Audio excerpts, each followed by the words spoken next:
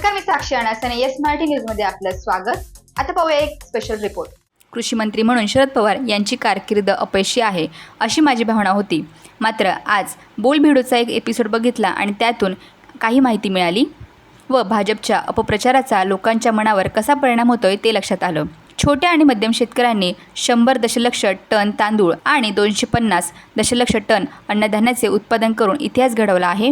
ही विक्रमी कामगिरी केल्याबद्दल तुमचे आभार असे पत्र संयुक्त राष्ट्रसंघाकडून 2012 साली देशाचे तत्कालीन कृषी मंत्री शरद पवार यांना देण्यात आले होते. भाजपला शेतकऱ्यांऐवजी भांडवल दराचा पुळका जास्त असल्यामुळे वाजपेयी सरकारांच्या कारकिर्दीत कृषी मंत्री हे पद दुय्यम दर्जाचे बनले होते. मात्र शरद पवार यांनी या खात्याला प्रतिष्ठा मिळवून दिली. ज्यावेळेस UPA सरकार आकार घेत होतं त्यावेळेस प्रणव मुखर्जी शरद पवार यांना भेटायला गेले होते. तेव्हा शरद पवार गृह, अर्थ, परराष्ट्र किंवा संरक्षण यापैकी एखादं खातं मागतील असं त्यांना वाटलं होतं. पण शरद पवार यांनी कृषी मंत्रीपद मागून घेतलं. त्यांना आश्चर्याचा धक्का दिला होता. मात्र हे करत असताना शरद पवार यांनी त्यांना एक अट घातली की कृषी खात्यातील निगडित पशुपालन, अन्न आणि सुरक्षा, नागरिक पुरवठा, ग्राहक कल्याण, जलसंधारण अशी कृषी क्षेत्राशी निगडित खाती वेगवेगळ्या मंत्र्याकडे असत. त्यामुळे समन्वय साधताना तारांबळ उडत असे. त्यामुळे पवार साहेबांनी ही कृषी संलग्न खाती स्वतःकडे घेतली. मंत्रीपद मिळताच शरद पवारांनी सर्वात पहिली बैठक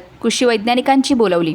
या बैठकीत त्यांना लक्षात आलं की कृषी क्षेत्रातील संशोधनच पुरेशा प्रमाणात होत नाही. Indian council for the agriculture research या संस्थेत 5000 नोकऱ्या होत्या. त्यापैकी वरिष्ठ संशोधकाच्या 500 जागा वाजपेयी सरकारने रिक्त ठेवल्या होत्या. वरिष्ठ संशोधकाची एक टीम बनवून शरद पवार यांनी या रिक्त जागा तातडीने भरल्या. त्यानंतर शरद पवार यांनी फूड अँड ॲग्रिकल्चर या संस्थेमध्ये लक्ष घातलं. या संस्थेमध्ये जगभरातील शास्त्रज्ञ एकत्र येऊन काम करतात. त्यामुळे व्यापकता वाढते. या संस्थेअंतर्गत भारतात विविध संस्था काम करतात. FAO मध्ये काम करताना फूड अँड ॲग्रिकल्चरमध्ये काम करणाऱ्या भारतीय संशोधकांनी वर्षभरात कमीत कमी 3 महिने भारतातील संस्थेमध्ये काम करावं ही अट शरद पवार यांनी घातली. Indian counselling for agriculture research या संस्थेअंतर्गत येणाऱ्या देशातील या 80 संस्थांना पूर्वी मंत्रालयात जाऊन फाईल सादर करावी लागायची व निधी मिळवण्यासाठी आटापिटा करावा लागायचा. ही प्रक्रिया किचकट आणि वेळखाऊ होती. मात्र पवार साहेबांच्या निर्णयामुळे या संस्था वर्षातून एकदा फाईल सादर करू लागल्या व स्वतंत्र निधी मिळवू लागल्या. प्रमुख कृषी संस्था मजबूत झाल्या तर त्यांचा फायदा तळागाळातील लोकांना पोहोचू शकतो. हे तत्त्व शरद पवारांनी अंमलात आणलं. यासाठी तालुका पातळीवर कृषी विज्ञान संस्थेचं जाळं तयार करण्याचं काम पवार साहेबांनी केलं. इंदिरा गांधी पंतप्रधान असताना हरित क्रांती अंतर्गत पहिले कृषी विज्ञान केंद्र स्थापन करण्यात आलं. शरद पवार यांनी या केंद्राची संख्या वाढवली व मागच्या 30 वर्षात निर्माण झालेल्या केंद्रापेक्षा अधिक केंद्र 10 वर्षांनी निर्माण केल्या. 1974 ते 2004 290 कृषी विज्ञान केंद्र, 2004 ते 2014 340 कृषी विज्ञान केंद्र. याखेरीज UPAच्या 10 वर्षात पवार साहेबांनी 138 नवीन कृषी विद्यापीठाची स्थापना केली. पवार साहेबांनी उभारलेल्या या सिस्टीममुळे शेतकऱ्यांना मोठा फायदा झाला. 2004 पूर्वी आपल्याला गहू आयात करावा लागायचा. गव्हाचं उत्पादन वाढल्यामुळे या गव्हाची निर्यात सुरू केली. कारण शरद पवार यांनी रास्त भावाची संकल्पना मार्केटच्या भावाशी जोडली व त्यावर अधिकचा बोनस सुरू केला.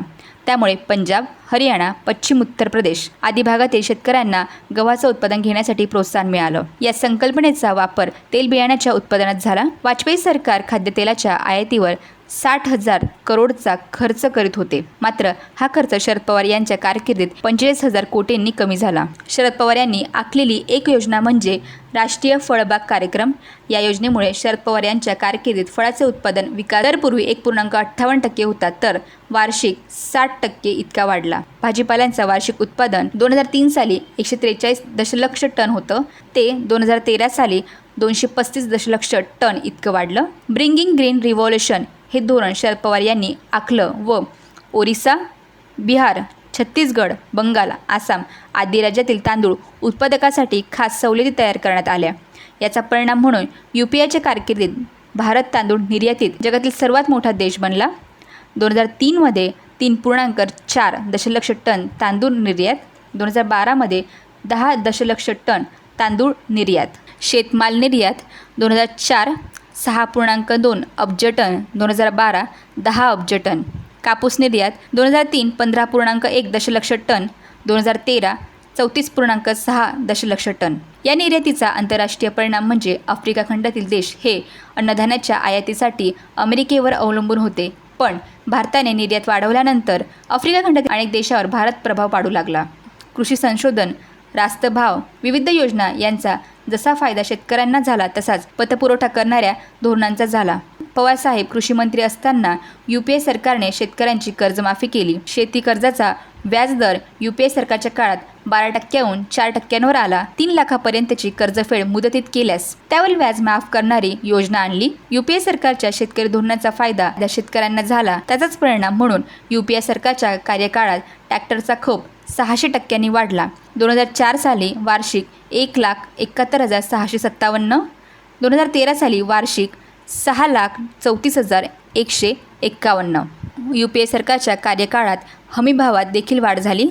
तांदूळ 138%, गहू 122%, कापूस 114%, सोयाबीन 198%, तर तूर 216%. इतक्या पटीने हमीभाव वाढले. तेव्हा शरद पवार साहेबांच्या बाबतीत अपप्रचार करणाऱ्या शेतकरी विरोधी भाजप सरकारच्या कुठल्याही भूलथापांना बळी पडू नका ही नम्र विनंती.